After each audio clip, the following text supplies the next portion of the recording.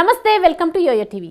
రేవంత్ రెడ్డి సర్కార్ రాష్ట్రంలో అమలు చేయాల్సిన 6 గ్యారంటీలపై కసరత్తు ప్రారంభించింది. అయితే ఎన్నికల సమయంలో ప్రభుత్వం ఏర్పడిన 100 రోజుల్లోనే 6 గ్యారంటీలను పూర్తి స్థాయిలో అమలు చేస్తామని హామీ ఇచ్చింది.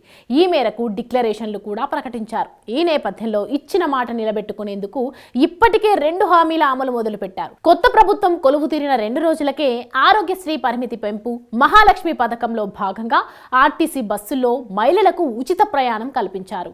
మిగతా హామీలను కూడా అమలుకు ప్రణాళిక సిద్ధం చేస్తున్నారు. నిధుల సమీకరణకు కసరత్తు మొదలు పెట్టారు. ఈ క్రమంలో డిసెంబర్ 28 నుంచి జనవరి 6వ తేదీ వరకు 6 గ్యారంటీల అమలుకు దరఖాస్తులు స్వీకరించాలని రేవంత్ సర్కార్ నిర్ణయించింది. ఈ మేరకు ఇటీవల నిర్వహించిన కలెక్టర్ల సమావేశంలో దిశానిర్దేశం చేశారు. అంతేకాదు 6 గ్యారంటీల అమలుకు సంబంధించిన దరఖాస్తు ఫామ్ను ప్రభుత్వం విడుదల చేసింది. 6 హామీలకు వేర్వేరుగా కాకుండా ఒకే దరఖాస్తుతో 6 పథకాలకు దరఖాస్తు చేసుకునే సౌకర్యం కల్పించింది. ఈ దరఖాస్తు ఫామ్లో మొదట పేరు, చిరునామాతో పాటు ఆధార్ కార్డు నంబర్ రాయాల్సి ఉంటుంది. మిగతా పేజీల్లో మహాలక్ష్మి, రైతు భరోసా, ఇందిరమ్మ ఇల్లు, గృహజ్యోతి, చేయూత పథకాలకు సంబంధించిన వివరాలను పేర్కొనాలి. ఇక 6 గ్యారంటీల్లో యువ వికాసం మినహా 5 గ్యారంటీలకు ఈ నెల 28 నుంచి జనవరి 6 వరకు దరఖాస్తులు స్వీకరిస్తారు. ఈ దరఖాస్తుల ఆధారంగా అర్హులను గుర్తించేందుకు ప్రభుత్వం కొత్త సాఫ్ట్వేర్ను రూపొందించింది. మరోవైపు ప్రతి గ్యారంటీకి స్పష్టమైన మార్గదర్శకాలను రూపొందిస్తోంది. వాటికి అనుగుణంగా దరఖాస్తుల విశ్లేషణ, పరిశీలన, లబ్ధిదారుల ఎంపిక ఉంటుంది. ప్రస్తుతం అమలు చేసే 5 గ్యారంటీలకు తెల్ల రేషన్ కార్డు ప్రమాణికంగా తీసుకోవాలని ప్రభుత్వం నిర్ణయించింది.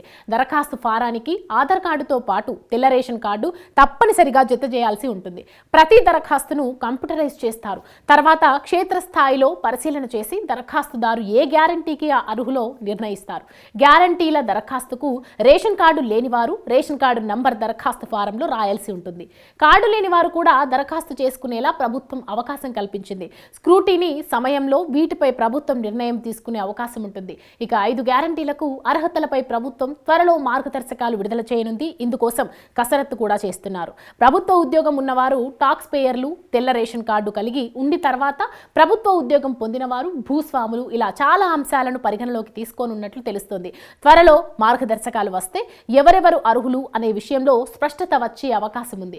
దరఖాస్తులు ఎవరు చేసుకోవాలి, ఎలా స్వీకరిస్తారు అనే విషయంపై చాలా మందికి అనుమానాలు కూడా ఉన్నాయి. ప్రస్తుతం ఆసరా పింఛన్లు, రైతు బంధు, ఇతర ఫలాలు పొందుతున్న వారు మళ్ళీ దరఖాస్తు చేసుకోవాలా అనే అనుమానాలు కూడా ఉన్నాయి. కానీ వీటిపై కూడా ప్రభుత్వం క్లారిటీ ఇవ్వలేదు. ఇక దరఖాస్తులను గ్రామ, వార్డు సభల్లో మాత్రమే డిసెంబర్ 28 నుంచి జనవరి 6 వరకు తీసుకుంటారు. గడువు ముగిసిన తర్వాత కూడా స్వీకరిస్తామని ప్రభుత్వం ప్రకటించినా ఎక్కడ స్వీకరిస్తామనే విషయంలో స్పష్టత రావాల్సి ఉంది.